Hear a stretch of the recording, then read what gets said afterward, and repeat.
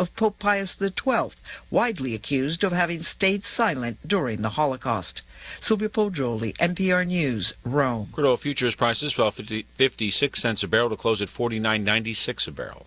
I'm Jack Spear, NPR. CBS News. I'm Harley Carnes.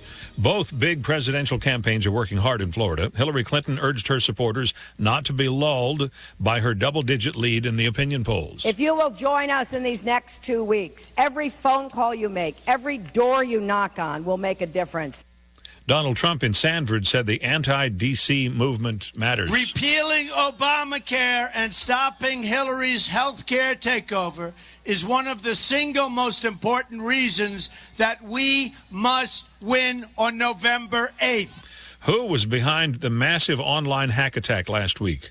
Who it wasn't is just as important as CBS's Dan Raviv. At the Council on Foreign Relations, CBS's Charlie Rose asked the Director of National Intelligence, James Clapper, if it's clear it wasn't Russia or any foreign government cutting into online services such as Twitter last Friday. The investigation's still going on. That appears to be preliminarily the case. A non-state actor. Yes. Online rumors suggest whoever did it may plan a bigger cyber attack on Election Day. Officials are on the lookout, say there's no reason to think that voting or vote counting could be affected. Those processes are not supposed to be connected to the public internet.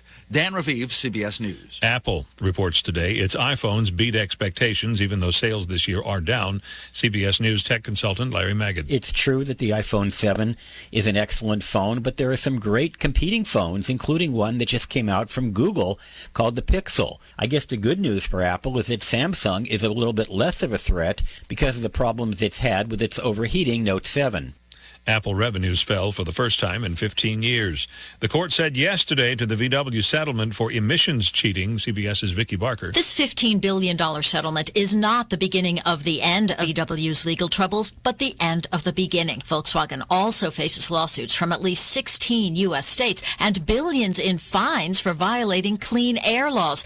And that's just in the U.S. New York Giants kicker Josh Brown released by the team. Allegations of repeated domestic abuse. Jason LaCanfora, CBS's NFL insider. They knew, and anyone who covers this league to any degree knew, that he was going to face a long suspension now, with there being, in the league's estimation, evidence of more than one instance of domestic violence. He says those charges just turned him toxic. On Wall Street, the Dow fell about 53 points today. The Nasdaq lost 26. S&P was off 8. And oil prices at $49.83 a barrel. For the first time, an American writer has won the Man Booker Prize for fiction in London. Paul Beatty's The Sellout is a satire of race and class in the U.S. The judges loved its savage wit, saying it ranks with the classics. This is CBS News. In business, risks and rewards come with every decision, like moving to the cloud with Office 365. While its benefits include anywhere access and lower costs, cyber threats and user errors can quickly wipe out data and the money you save. Barracuda Essentials for Office 365 provide an added layer of security and functionality for threat protection, email migration, data recovery, and quality of service. Move securely to Office 365. Visit barracuda.com/essentials to learn more. Listen to the news right now in your car with the CBS Radio News app. Just download our free app to your iOS or Android device to stream the news you need on Apple CarPlay or Android Auto. Listen to the latest news right now or to your favorites like Face the Nation and the Weekend Roundup. The CBS Radio News app. Download it on your phone now to use in Apple CarPlay and Android Auto today.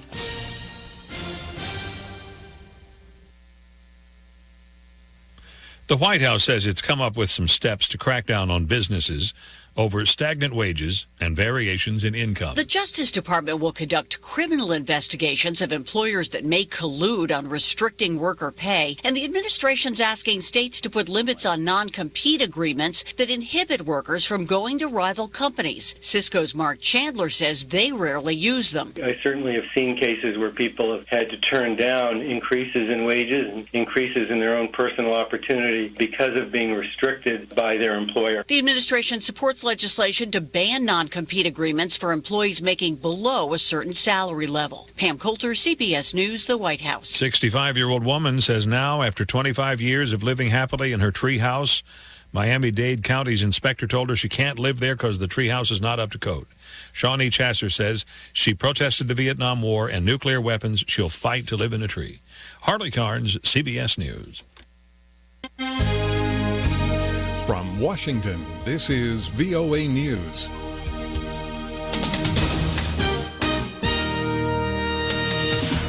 I'm Dave DeForest reporting. U.S. officials say Iraqi forces have regained more than 800 square kilometers of territory from the Islamic State group since the fight to retake Mosul began last week. A Pentagon spokesman says the nearby town of Bartella is being cleared.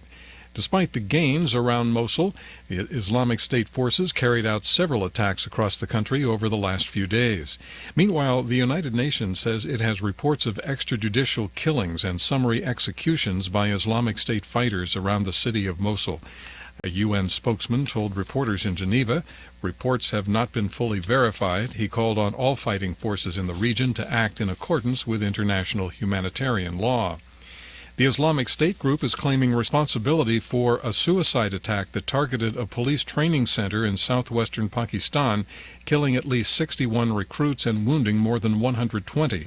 The assault began just before midnight on Monday when 3 assailants entered a housing facility for recruits and sprayed occupants with gunfire. The battle to clear the complex lasted several hours. A Kenyan official says an attack targeting Christians along Kenya's northeast border with Somalia on Tuesday has left 12 people dead. Militants belonging to the Somalia-based Islamist group Al-Shabaab attacked the Bisharo guest house with grenades and IEDs. The group says the attack targeted Christian workers. Workers near the French city of Calais began demolishing the squalid refugee camp known as the Jungle Tuesday. It is part of a French government plan to clear what has become a symbol of Europe's refugee crisis. Hundreds of migrants boarded buses on the second day of an operation to resettle about 6,000 people in refugee centers elsewhere in France. This is VOA News. 2 weeks until Election Day, Republican Donald Trump and Democrat Hillary Clinton are campaigning in Florida. It is believed important for both candidates that they win in Florida. Surveys in Florida show Clinton ahead of Trump by about 4 percentage points. Trump is visiting 7 cities in Florida over 3 days, telling voters he is ahead in the race and mocking what he calls phony polls that show the opposite. He contends the national media has joined the Clinton campaign to create a rigged election, although he has not offered any specific evidence of voting irregularities. Meanwhile, Clinton is promoting early voting, with Democrats hoping to mass a lead even before the actual election day. By one estimate, at least 7 million voters have already cast their ballots. Human Rights Watch is accusing Turkish police of using the nation's emergency decrees to torture detainees. The rights group released a report Tuesday alleging 13 cases of torture at the hands of police. The emergency decrees, instituted after July's failed coup, absolves government officials of responsibility for police actions. Eurozone officials on Tuesday approved a $2.8 billion bailout for Greece. It is the third such bailout delivered to Greece since it spiraled into economic crisis 6 years ago. The latest disbursements of funds will consist of a €1.1 billion allotment to be used for servicing debt based on Greece's successful implementation of 15 financial milestones. Another €1.7 billion will help pay back various unpaid debts. Philippine President Rodrigo Duterte lashed out at the United States again Tuesday. Speaking to reporters in Manila as he was preparing to leave for an official visit to Japan, Mr. Duterte warned that the Philippines will not be treated like a dog with a leash by the U.S. He said the U.S. could forget about a decades-old bilateral defense treaty if he stays in power long enough. Tuesday's comments are the latest in a string of angry tirades and threats he has directed at the United States in response to criticism over his violent anti-drug campaign that has killed nearly 4,000 people since he assumed office on June 30th. A Russian military spokesman said Tuesday no Russian or Syrian forces have carried out airstrikes on the Syrian city of Aleppo during the past 7 days. Igor Gostinshenkov said 6 humanitarian passages remain open for people who want to leave the rebel-held eastern part of Aleppo. The Britain-based Syrian Observatory for Human Rights says airstrikes in Aleppo resumed shortly after a halt in fighting expired. From the VOA News Center in Washington, I'm Dave DeForest. That's the latest world news from VOA. Successfully navigating the changing world of public relations and digital marketing requires an experienced, tenacious, yet gracious team. In business for more than 20 years, Orange County-based T & Company delivers big agency results with personalized service. For more information, call us at 714-536-8407 or visit us online at tandco.me. Are you ready to tap into the power of social media to promote your business? It's easy to get social with Turn Up the Volume, the award-winning social media marketing professionals who know how to get results. Drive web traffic, boost sales. Get social today. Visit www.turnupthevolume.com. That's turnupthevolume.com.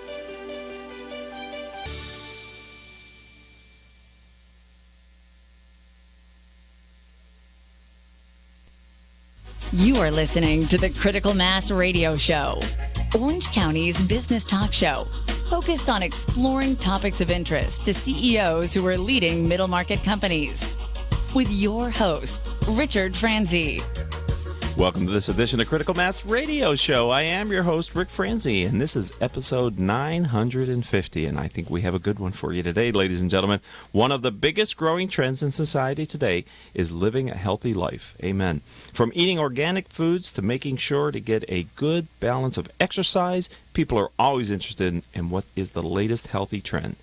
I've invited Risa Grew to join us today. She's a holistic nutritionist, and she works with a wide variety of clients, from athletes to people dealing with diabetes, cancer, hormonal issues, and much more, unfortunately.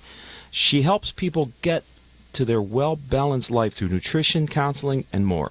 She joins us today to share how incorporating healthy habits can help you to achieve your goals and have success in your life. Risa, welcome to the show. Well, thank you. I'm so glad to be here. Let's start by talking a little bit about you. Give me a sense, give our audience a sense for your professional background. How did you end up in this profession? But what'd you do? How'd you get here?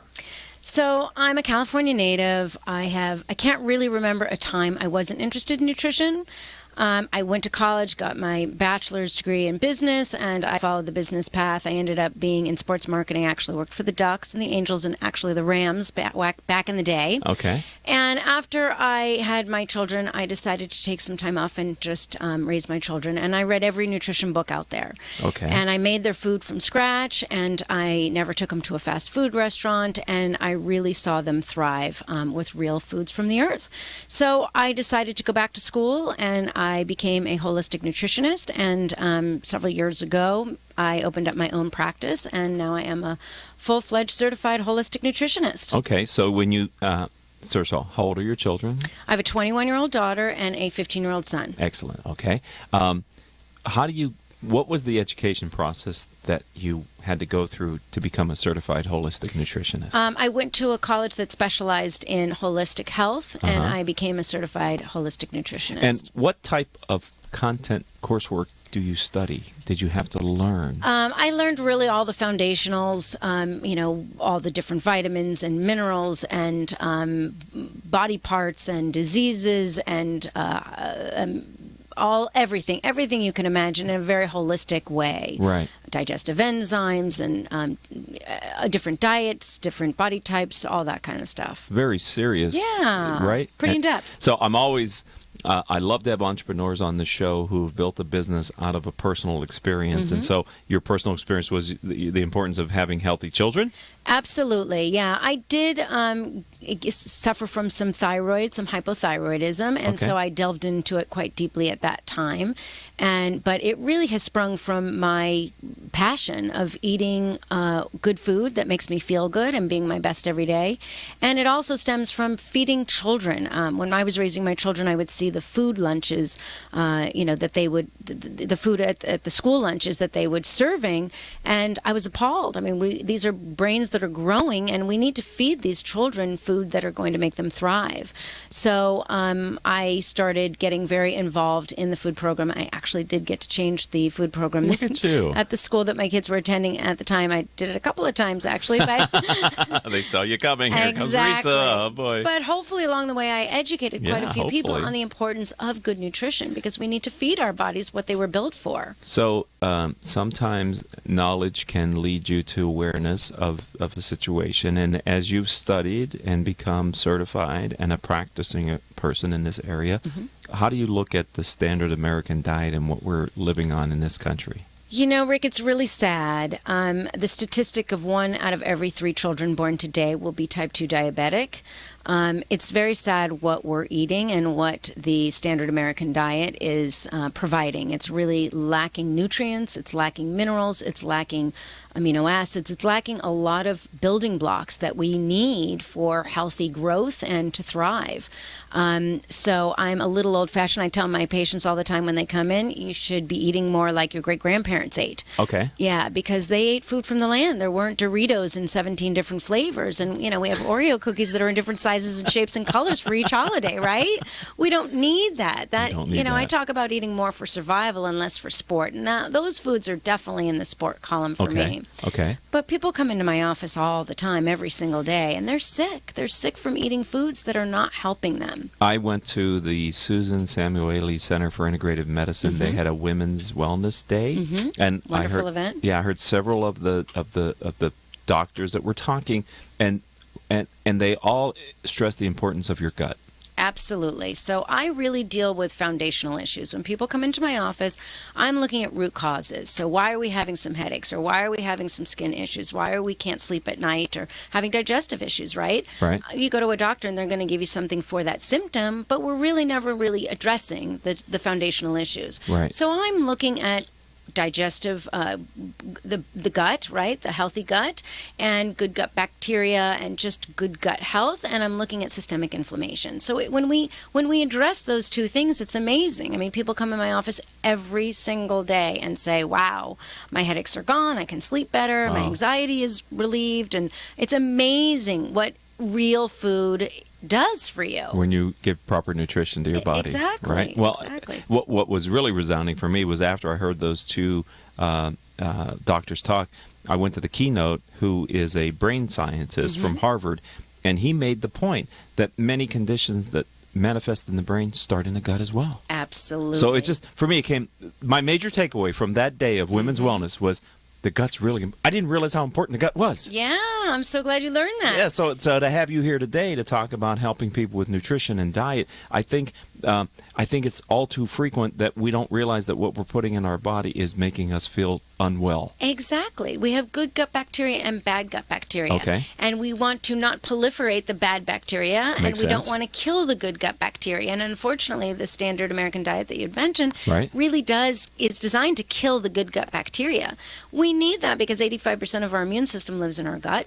90% of our serotonin is produced in our gut. That's our happy hormone, right? Yeah, right. And we really need a good gut. That gut-brain connection is absolutely a real thing. Low levels of serotonin, doesn't that lead to depression as well? Correct, exactly. So that's a big problem. Huge. Wow.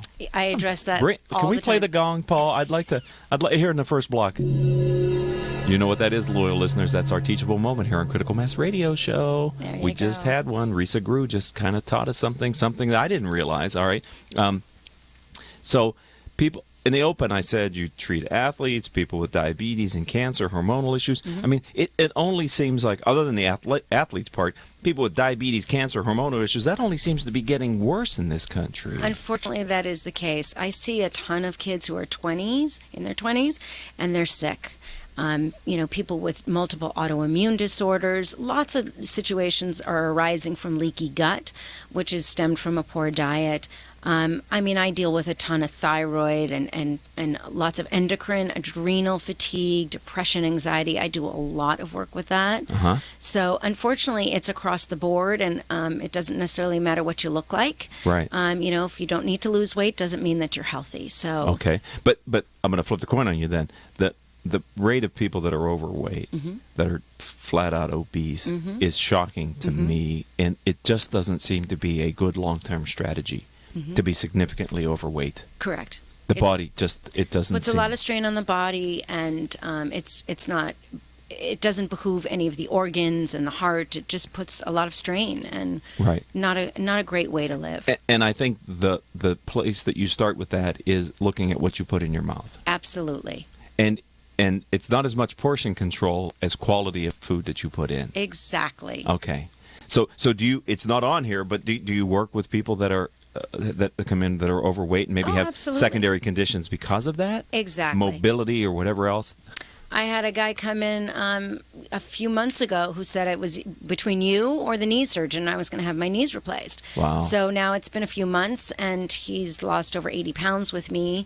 And not only that, but he has absolutely no knee pain at all. So we decreased that inflammation. Of course, taking 80 pounds helped, off the body. But it was the systemic inflammation that was causing all that pain and discomfort. I find it, we're talking with Risa Grew. Sorry, we're a little bit off script here, but you got me kind of firing now. But if people would put as much energy into their diet as they put into this concept of going to the local gym club, I think exercise is important. 30% of the deal is exercise. Only 30. About 70% is really, some people will say 70 to 80, but it's higher than you would imagine. We need to eat well, otherwise we have that inflammation and our body is fighting. I say to people who come into my office, you've got a raging fire in the basement of your house, right? And you've got somebody on the second floor saying, could you come upstairs and help me change the light bulb? Well, I got to put the fire out, right? Right. We want to lose weight, but we're in this inflamed state. Right. So I help people all the time with an anti-inflammatory diet, and you're eating wonderful foods. I mean, these are wonderful foods. Are they? Oh my gosh. Okay, can we talk about that when we come back? Yeah. All right, ladies absolutely. and gentlemen, don't go anywhere. We're talking with Risa Grew. She's a holistic nutritionist, and we're just scratching the surface, I feel, on what she knows about this, but I'm finding it, hopefully you're finding it as interesting as I am. We'll be back in literally 1 minute. This is a short commercial. It's a commercial for me, so I hope you'll listen to it. We'll be right back with Risa after this word from me. Richard Franzi is the author of 2 popular business books for CEOs. His first book, Critical Mass, The 10 Explosive Powers of CEO Peer Groups, was the first book ever written on the secret value of CEO peer groups.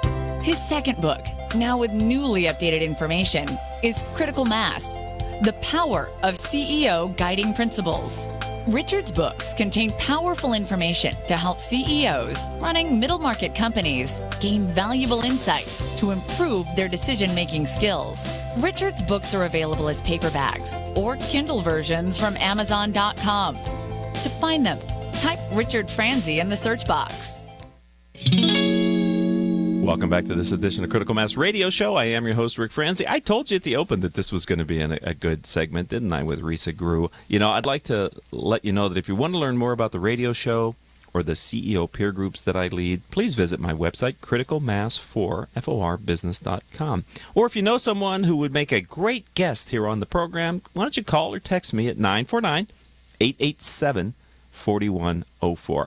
All right, before the break, Risa, we started to say that you can eat well, and it's actually good tasting as well. Yes, absolutely. So I love the idea of a kind of the farm to table kind of a thing, fresh food, and is that available to people? Absolutely. I'm all about eating more from the farm and less from the factory. Okay, I love that. More for survival and less for sport. But eating for survival doesn't have to always just be carrots and celery. I mean, there is just a plethora of wonderful, amazing food that I cook every day, and you can see on my Instagram, and it's wonderful. And we have so much access to great, healthy food living here in Orange County that's organic and delicious. So my next question is it more difficult for people on lower income to eat well? I don't think so. Okay. Because I'm more plant-based than I am about animal protein. I'm not saying that you shouldn't eat animal protein. I don't believe one size fits all. Okay. But we consume way too much animal protein, in my opinion, at this state that we're in. Right. So you're really swapping that cost for lower cost vegetables. Okay. Beans, nuts, seeds, things like that. Okay. So people across the economic spectrum, socioeconomic spectrum, can clean up their diet Without question. Okay. Is there one thing that everybody should be, like my audience right now, is there one thing, or is it a holistic? I know it's holistic, but if you could give them one simple thing to start with, is there a recommendation that you would make? Read labels. There are so many chemicals in our food. Maybe you won't eat it then if you read the label? Exactly. I mean, really know what's going in your food. So the FDA has approved 3,000 chemicals for us to eat. Holy cow. So those chemicals are toxins, and those live in fat cells, and they can do a lot of damage. So try to minimize your toxic load. You will feel better if you're eating foods that don't have this really long ingredient list and that it's not a chemical experiment, right? No dyes, no preservatives, additives. Those are the things that can make us very sick. So that sounds like packaged food is sort of exactly off limits, right? Processed packaged food, correct. So getting farm fresh foods and meats and fishes that are fresh. Just fresh, that have no ingredient label, that they just are, right? So there are definite parts of the grocery store you don't go down. I don't usually go in the middle much. Because that's where the packaged food is? Exactly. I stay sort of, in the produce section, and, certainly the fish and chicken or beef, if that's, what you eat. Mm-hmm. Beans is a wonderful source of protein, plant-based protein, with tons of fiber in it too, and I'm all about fiber. Those are great foods to eat. Do you ever have people come to you who have lost weight and then they've gained the weight right back? I mean, I've seen so many people trying to lose weight and doing all kinds of things, but it doesn't ever seem like that process is either pleasant enough for them or they can maintain it. Correct, because diets are not realistic. I am not a dietitian. I don't put people on diets. I give them a food lifestyle. This is the lifestyle that you live, so you never feel like you're depriving yourself and that you can say, I can't. I just say I choose not to eat that because I know what it's going to make me feel like, right? Okay. But yes, I work with people all the time. In fact, I work with The Biggest Loser from season 4. Mm-hmm. He had lost 170 pounds. He went from 364 pounds to 195.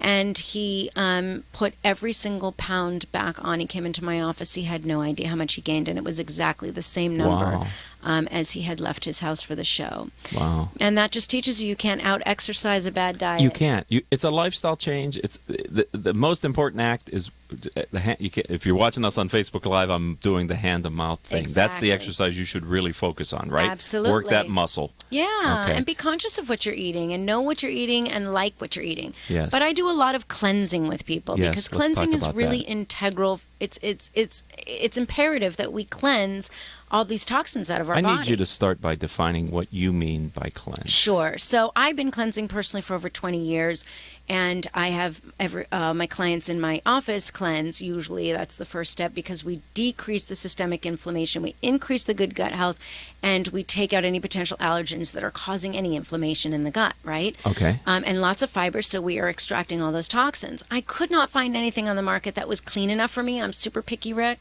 I like it organic. I like it non-GMO, gluten, dairy, and soy-free, so I had to make my own. So I did. I partnered up with my husband, who was in the beverage manufacturing business for his whole career, and he knew that side, and I knew what I wanted on the cleanse, and we created the Newport Beach Cleanse. It's a 14 or 21 day cleanse. It's whole food. There's no juicing involved because juice has no fiber, so there's no cleansing there. Okay. But it's a high fiber. You're having 2 shakes a day. You're eating unlimited vegetables any way you want them except fried.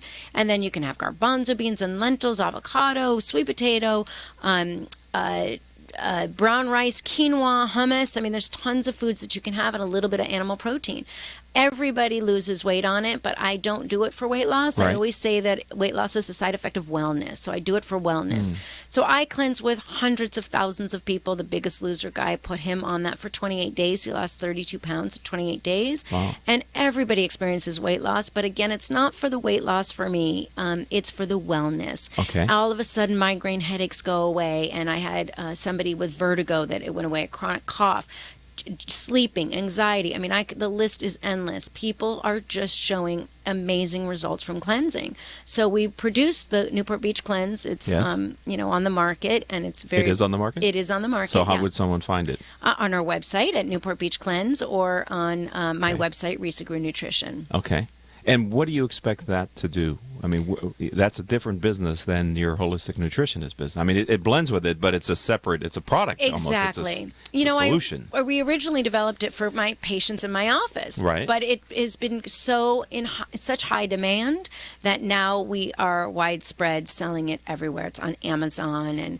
It is on Amazon. It is on Amazon as well, yes. But it has been just so popular because the results are amazing. I mean, I have people talk to me all the time. If I'm at a presentation, they come to me and, I've been on your cleanse.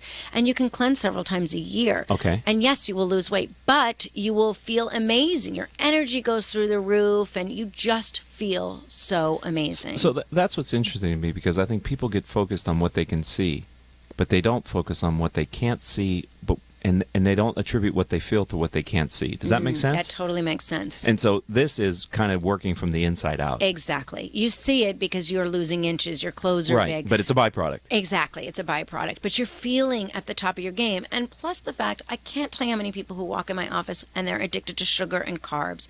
And it's that 3 How do you o'clock. know that you're addicted to sugar? At 3 o'clock, you're looking for that candy or that coffee, that little cookie, something to Some pick-me-up. Yeah, Yeah, exactly. something sweet. I'm craving something sweet. Exactly. I mean, it is so common. The cleanse just kind of takes that whole craving out of the deal. So what happens when you're done with the cleanse, that cycle? What do you suggest that people do? So then we have the lifestyle menu, basically, and we just expand on the cleanse just a little bit, but that is the foundation of what you're eating, and then we start to bring back in those, as I was talking about, those potential allergen foods. Okay. So we bring back in the eggs and some different beans and nuts and seeds and things like that, and that's basically how we live. Okay. Does it mean you're never going to eat a piece of chocolate cake ever again? No. If you want to, you'll go out of the box and you'll get right back in it. Okay. But this is a lifestyle.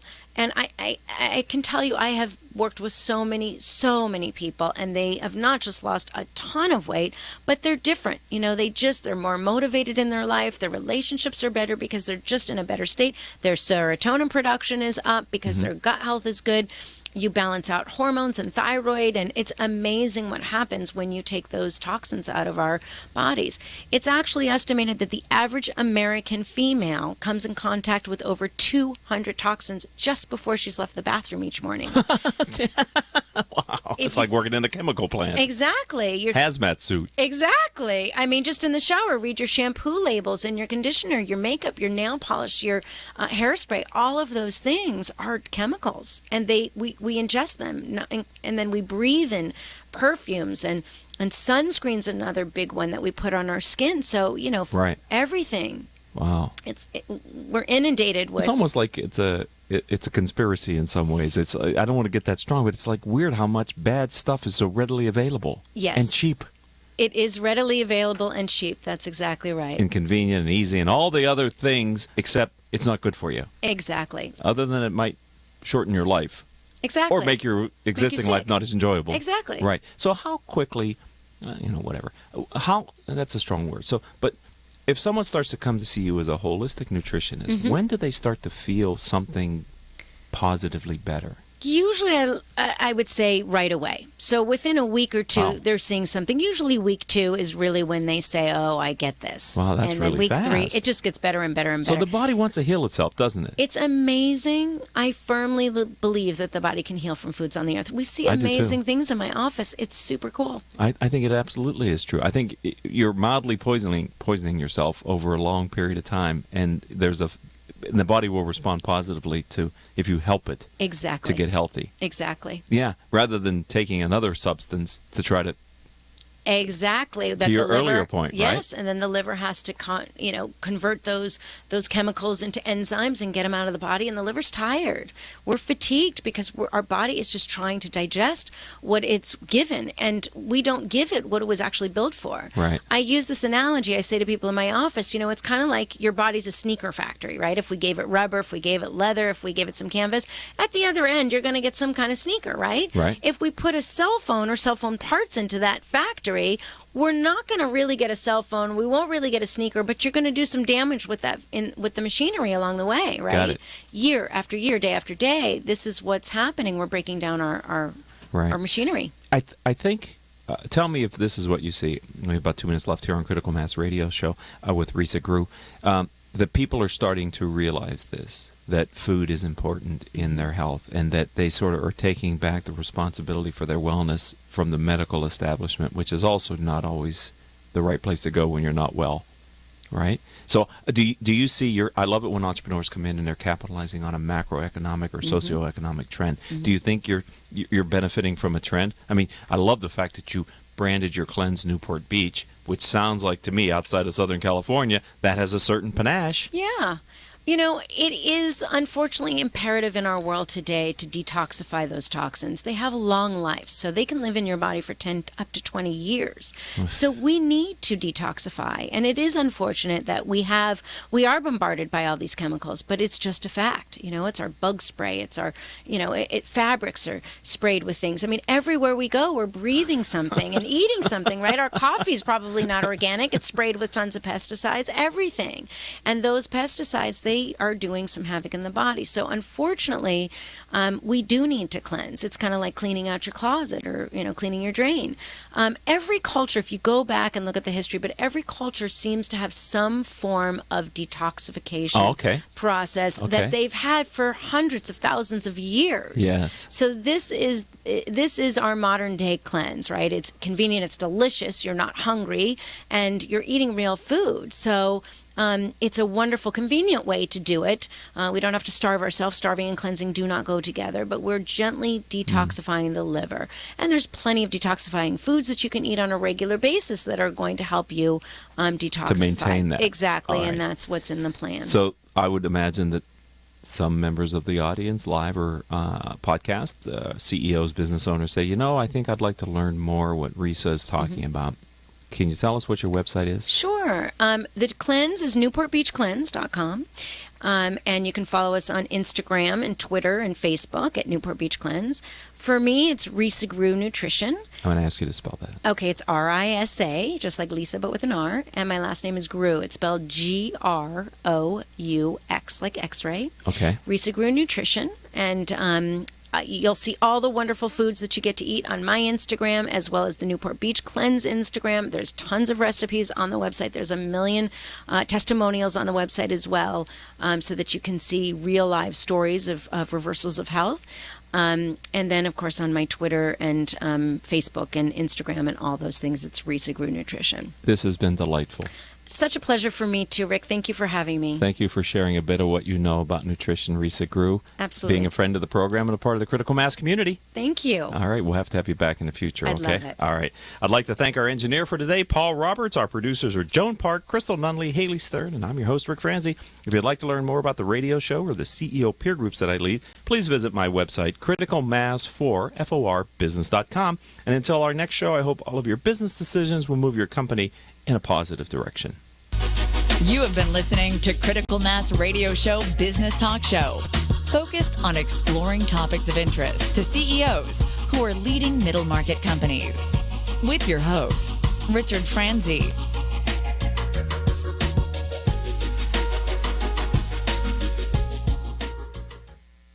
Are you ready to tap into the power of social media to promote your business? It's easy to get social with Turn Up the Volume, the award-winning social media marketing professionals who know how to get results. Drive web traffic, boost sales. Get social today. Visit www.turnupthevolume.com. That's turnupthevolume.com.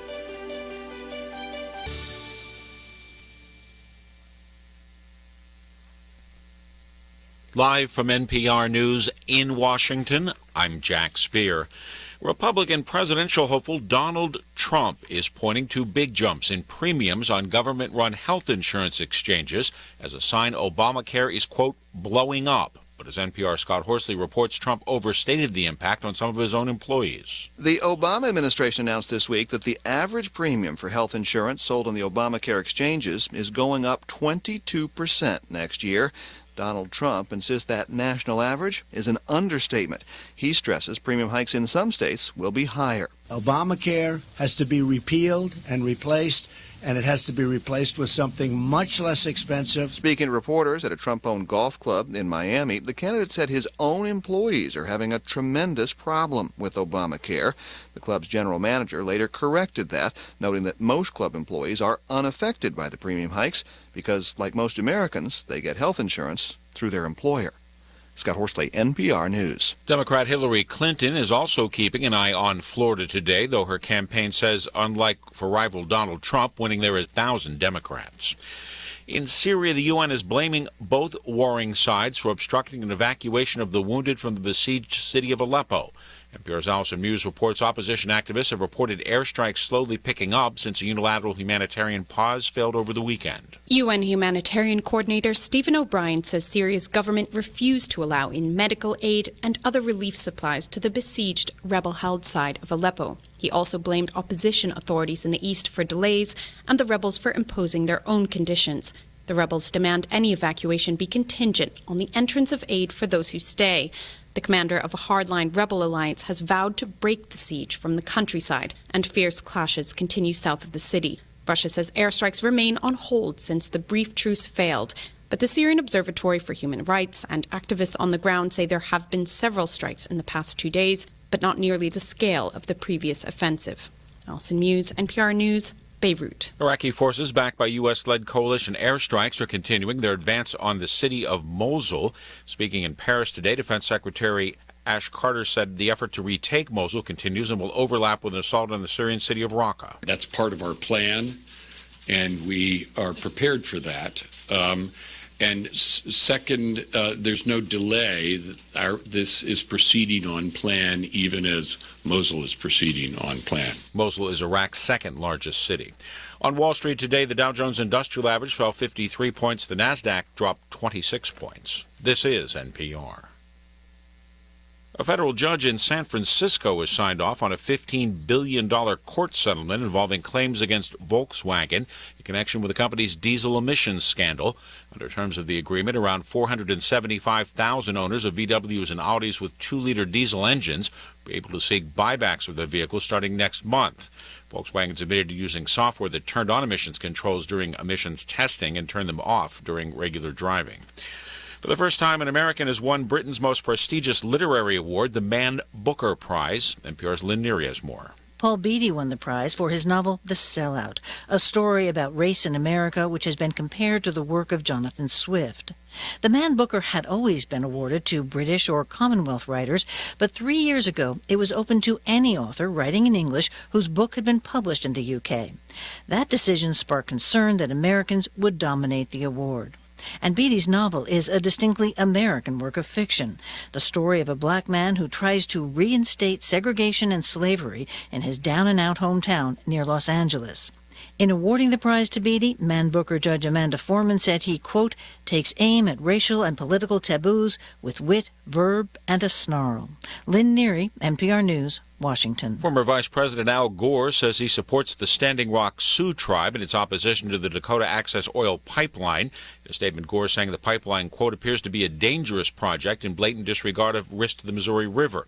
Backers say the 1,200-mile pipeline is needed to transport oil in North Dakota to meet demand in other states. I'm Jack Spear, NPR News in Washington. Successfully navigating the changing world of public relations and digital marketing requires an experienced, tenacious, yet gracious team. In business for more than 20 years, Orange County-based T & Company delivers big agency results with personalized service. For more information, call us at 714-536-8407 or visit us online at tandco.me.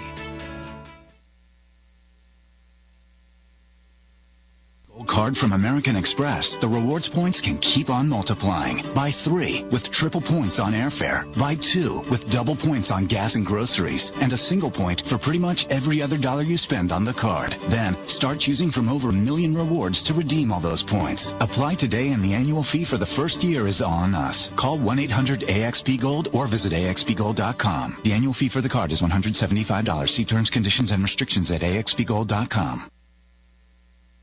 You are listening to the Critical Mass Radio Show, Orange County's business talk show, focused on exploring topics of interest to CEOs who are leading middle market companies. With your host, Richard Franzi. Welcome to this episode of Critical Mass Radio Show. I am your host, Ric Franzi, and this is episode number 951. With over 20 years of experience in management consulting, Michael Brainard brings his skills and background into his firm, Brainard Strategies. They work with you to develop your emerging leaders, your developing leaders, and your strategic leaders. Their leadership services range from coaching to development and planning. Their approach helps clients see a clear future within their firm and provides great insight. Michael joins us today to share how we all can use innovative strategies throughout our organization to help us win in the marketplace. Michael, welcome back to Critical Mass Radio Show. Thank you, Rick. It's good to have you here. Great to be here. For those of you who may not have heard the original interview that we had with Michael some time ago, I wonder if you could just set the context. Tell us a little bit about your professional background, what kind of led you up to where you are today, my friend. Well, it really started in graduate school. I didn't know what industrial and organizational psychology was, as many people still don't, but it really is the blend of sort of business and productivity and efficiency with the human dimension of psychology. That started me down a path of sort of intertwining more analytical roles as well as more sort of soft skill roles throughout my career. So that blend has maybe put me in a position where I can look at sort of human systems and business productivity, usually in pretty good balance. So take me back to those days. What is it in your brain that made you curious about both sides of that equation? Well, I was hit a lot. I was a wrestler in college and, and a small-time professional boxer. So say no more. I have somewhat of an introverted nature where I really like the predictive analytics and some of the industrial psychology stuff. To be very candid with you, I was much more of an introvert and happy doing that. I realized for my own professional development, I had to get comfortable in front of people and really learn how to interact with groups and humans differently. So I felt like going through this own process of becoming a leader and my own journey to want to lead in the consulting firms I worked in young really gave me sort of a personal engagement with leadership as well as the academic engagement with leadership. So I really came to the practice that I got through my own exploration and wanting to be a better leader. Oh, that's excellent. You know, I love it because I think technology is now catching up to where we can actually start to quantify some of these soft skills, right? Absolutely. We can measure the brain, we can understand how people react, and we're now bringing data into what was kind of gut feel and logically correct. Well, and one of the things that I think differentiates our firm, to be very fair with you, is we're seeking to measure value. And in our field, people will talk about, well, what's the return on that investment in a training program or a coaching program? Interesting question. More interesting is what value has been created by specific behavior changes and or specific organizational performance changes. Right. That sort of value measurement is much more easily done and well understood by finance professionals and line executives than sort of a return on investment metrics or a cost benefit approach. So we look at value metrics, and I think that is one of our core differentiators as we compete with other sort of human resources organizational development consulting firms. Right. So you're willing to stand on making changes that are positive and creating value for the organization through the programs that you implement. It's hard to get people to change their behavior, isn't it, Michael? Well, particularly mid-career, moderately successful executives, right? So I've got what got me here, hey, worked. And so, there's 2 or 3 levers we try to pull at our firm. So when we work with our human resources clients, they're generally trying to develop programs to develop their leaders and employees. One of the things we want to do first is tie our initiatives to business changes or strategic imperatives. So rather than roll out a leadership development program for its own sake, what's changing in the business, which leaders need to change certain behaviors, and where are those groups and what are the behaviors that need to be changed? If we can tether the behavior change to an urgent event or to a business event, our likelihood goes up. The second thing we're trying to do is create a learning gap. It's very, very important that we don't develop people to be nice. We don't develop people to be caring. We have to realize that successful adults are usually pretty righteous. They may not say it that way, but we create a learning gap by using assessments, by using feedback, by using objective third-party intervention, 360s, things like this. I really believe that without creating a learning gap, the uptake on any behavior change goes down. You've got to create that gap. So when you say learning gap, that is in the eyes of the person who you're looking to help modify and improve and change their behavior. That's exactly right. So they have to realize I have a gap. That's exactly right. Paul, can we press the gong, please? Because I think Michael Brainerd just gave us a teachable moment here on Critical Mass Radio Show. I think that's true across the spectrum. Of course. People have to identify and feel comfortable with the fact that we've identified a gap, and we're here about helping you to cross that gap, right? Yeah, without that gap, where's the urgency or the need for change? So it's a nice to have. So that becomes another human resources program that's nice to have. We want to have two things. We want to have business urgency, and we want to have an individual learning gap. If we can marry those two things, we can usually be sort of setting a fertile field for growth. So tell me the type of clients that Brainerd Strategies tends to help. What in the marketplace, who do you find takes up the services most readily? So our firm is somewhat interesting in that for our field, we're probably more of a mid-size firm. We service very large behemoth corporations, and I'll give you a humorous answer and I'll give you a real answer. I drive down the freeway and I see big cement buildings, and I always point at those buildings and say, when they stuff lots of humans in those buildings, withhold resources, and say, be highly productive, I have job security. Okay. Right? So that's the humorous answer, semi-humorous And there's answer. some of those going up here in Orange County. Well, they're everywhere. Yeah. So we have a lull of abundant markets, right? So we help people, get. And then these large organizations, they have some level of sophistication. In many companies, they have parts of their business that are growing, parts of their business that aren't growing. Right. So we're targeting sort of the Fortune 500, perhaps the Fortune 1000. Large companies have some level of sophistication, have some known challenges around people and process, and we feel like if we can come at it as an outsider, we can act as a change agent, and we can act as a management consulting firm who brings best thinking or new thinking or even fresh thinking, in the case that the internal resources know the answers as well, but we can sometimes be that outside voice. Right. And sometimes the larger, more complex organizations have there's much more richness within which you need to work, because the interplay between these different departments and functions are much greater than smaller organizations as well. Right. It's a little more complex. Well, you add humans, you add levels, you add structures, and you add complexity. And where there's complexity, there's challenge. So that's what you had me at humans. Right. All right. We're talking with Michael Brainerd. We're going to take a quick break here on Critical Mass Radio Show. When I come back, I want to talk to you about your Accelerate Forum. Great. All right, don't go anywhere, ladies and gentlemen. One commercial. It's about me, and it lasts for a minute, so I hope you'll listen to it and be back with us shortly. Richard Franzi is a highly sought-after keynote speaker on topics of interest to CEOs of middle firms across North America. Richard's talks include Killing Cats Leads to Rats, a fascinating look at how unintended consequences of CEOs' decisions impact their firm's performance. Your Gray Matter Matters, which explores how a CEO's mindset can differentiate a middle market firm and define its culture. Richard delivers talks to a variety of audiences, ranging from executive team retreats to keynotes in front of hundreds of CEOs. To learn more about his talks, visit criticalmassforbusiness.com and select the contact page or call 949-887-4104.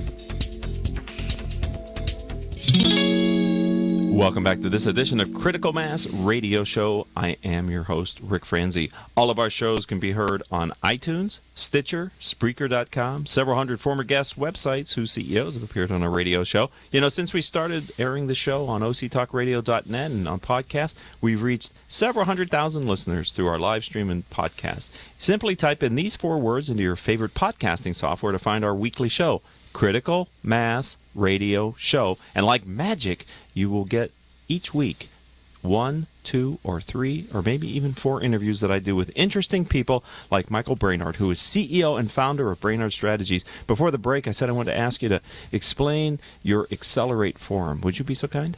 Well, thank you for asking. Our Accelerate program is an executive development program that our team has worked very hard on. Marissa Waldman, Kay Bassey, and myself.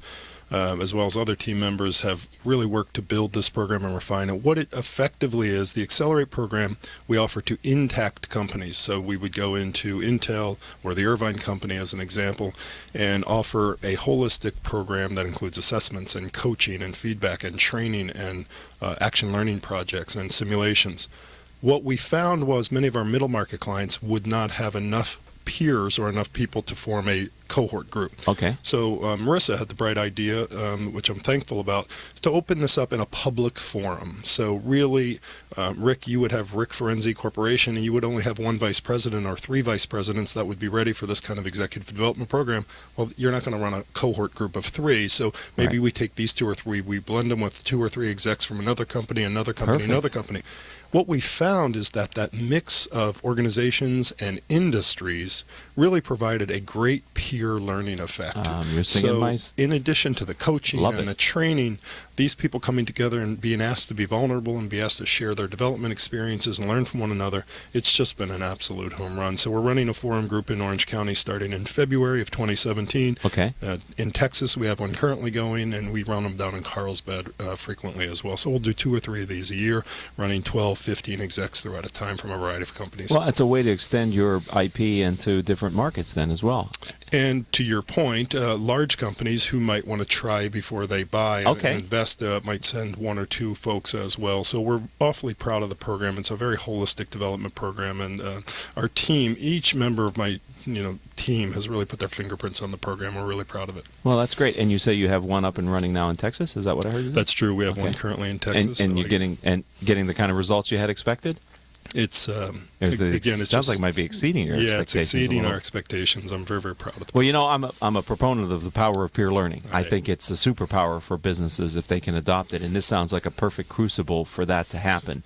That's exactly what it is. And when you combine that peer learning with assessment and executive coaching, and then ask people to work on action learning or business projects, you really start finding that blend that allows people to drive and challenge their own development. Right, and I'm sure the companies that are sponsoring them are finding that they're bringing this positive infection back into the business as well. Well, the feedback from Capital Group and Young's Market and other organizations that have put people through the forum has been overwhelmingly positive. We're very proud and humbled by it. Beautiful. Okay, well, coming to a city near you soon, right? Right. We were talking about bias in decision making, and I know that you've done some research in this area. So can you benefit my audience a little bit with kind of the research that you've done? So in all of our executive development programs, whether it's individual executive coaching, our Accelerate Forum, our Elevate programs, all of our management and leadership programs, we talked about the learning gap earlier. One of the things I have found is that this term unconscious bias has really been owned by the diversity and inclusion literature and thinkers in the past. I find that the unconscious bias greatly affects leadership decision-making broadly. It isn't just about inclusivity, it's about leadership decision-making. So we set about a couple of years ago really being dragged by a client to understand how this mechanism works biologically. Can I interrupt you? Yes, please. Would you define how your definition for unconscious bias for my eyes? Absolutely. It's basically an out of awareness. It's unconscious. It's an out of awareness biological process whereby the brain processes many billions of stimuli out of your awareness. And so we are drawn toward things that are more familiar to us. We are drawn away from things that are less familiar with us, mostly out of our awareness. And it drives our behavior. So you're not even consciously aware. Not even aware. This... As an example, someone in my in-group, I may sit closer to, I may ask more questions, I may be more interested in. Somebody in my out-group, I may ask less questions, I may actually create some more physical separation. None of this is known to me. I'm not actively being biased, but these things impact our perceptions, and more specifically, they impact our ability to make holistic decisions. Right, because the very nature of that sounds like you're kind of tightening around the same axis over and over. Without even realizing it, you're sort of limiting your options and reinforcing your belief system and stereotypes. Well, let me tell you, a TED Talk I'm preparing it gets worse.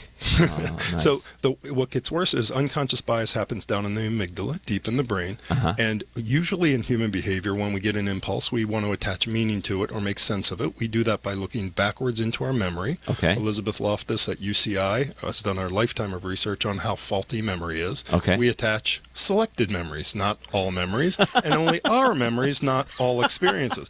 So by the time that impulse travels travels through the brain when we attend to it, we've got a little unconscious bias gone. Then we got a little sort of retroactive inference, which is a fancy term for saying we attach memory to these impulses. And then we get up into the frontal cortex where we have rational brain, and we know there's confirmation bias there. We seek information in our environment that makes us feel good about ourselves. We don't necessarily seek all the information in our environment that might allow us to know that we're wrong. You see this in executive behavior show up as in the following example. I'm great at hiring, says the CEO. Well, the head of HR might say, well, actually, you're not. And yes, I am, because look at Frank and Sally and Raphael. They're fantastic. The head of HR might politely look at the CEO and say, but what about the other 4 people that we just had to walk out of the building you hired in the last year? I don't remember that. That's not me. I look for information in my ecosystem and says, well, I'm generally pretty good at this. With success and with tenure, this stuff gets pretty, as you said, it gets tighter. Our worldview, our ability to process information gets much smaller and tighter. And it takes some work to get out of these biases and really widen the straw that we pull information in from. So I heard you say you're preparing a TED Talk. I also heard you say that you've developed content white paper research work. Is this available? Is the research available for people? So our firm, I think everyone in our firm has just blasted out through all the social media avenues. Wow, our really unconscious bias white paper, we've launched it this week, as a matter of fact. BrainerdStrategy.com will be another source where you can go and pull that down. And if anybody has any interest, they can simply go on BrainerdStrategy.com and pull down this white paper. Our team's done a great deal of research and put a lot of hard work into not only sort of understanding this topic, but more specifically, how does it impact leadership decision-making, and then what can we do about it? It's not about shaming, it's not about the majority class, it's about education and development so that we can make better, more holistic decisions. And in my opinion, the quality of the decisions that a top executive or an executive team makes is, especially on strategic issues, it drives the success or failure of the business. And many times you can't draw that performance directly back to those strategic decisions, but the relationship is still very real and there.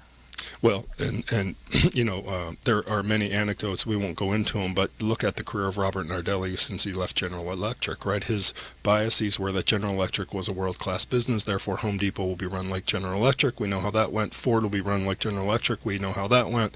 And Robert Nardelli got very rich off of severance packages.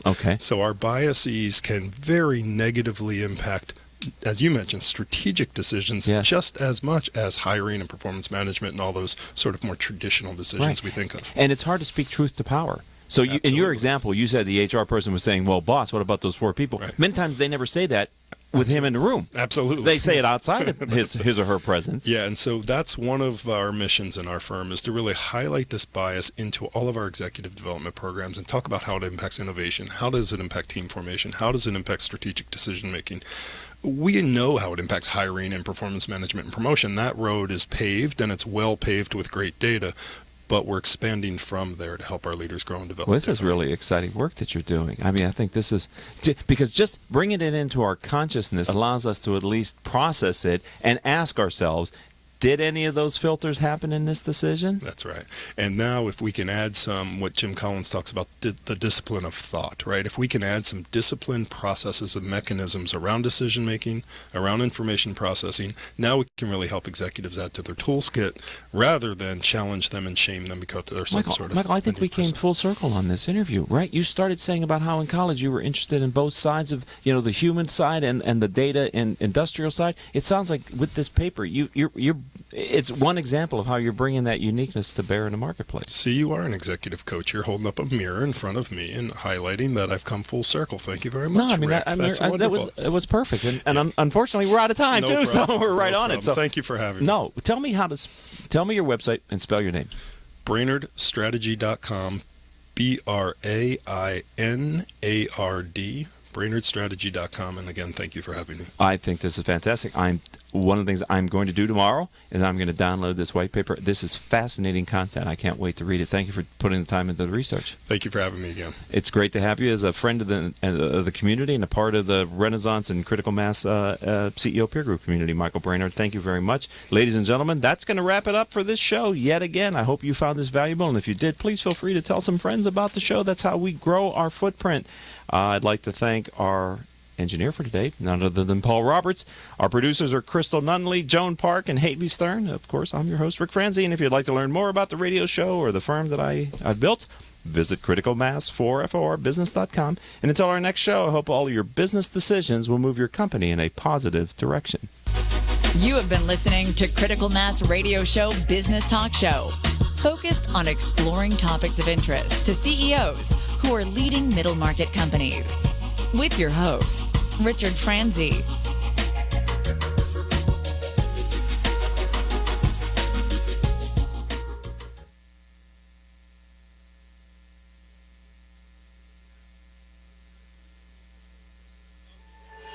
Successfully navigating the changing world of public relations and digital marketing requires an experienced, tenacious, yet gracious team. In business for more than 20 years, Orange County-based T & Company delivers big agency results with personalized service. For more information, call us at 714-536-8407 or visit us online at tandco.me. Wow. Marketing predictions are out for 2015, and marketing success is changing. Did you know that Google is now actively tracking your business and personal brand and online reputation? Online and offline marketing has changed. Google is driving more than 85% of your traffic. And if your brand is inconsistent or has poor mobile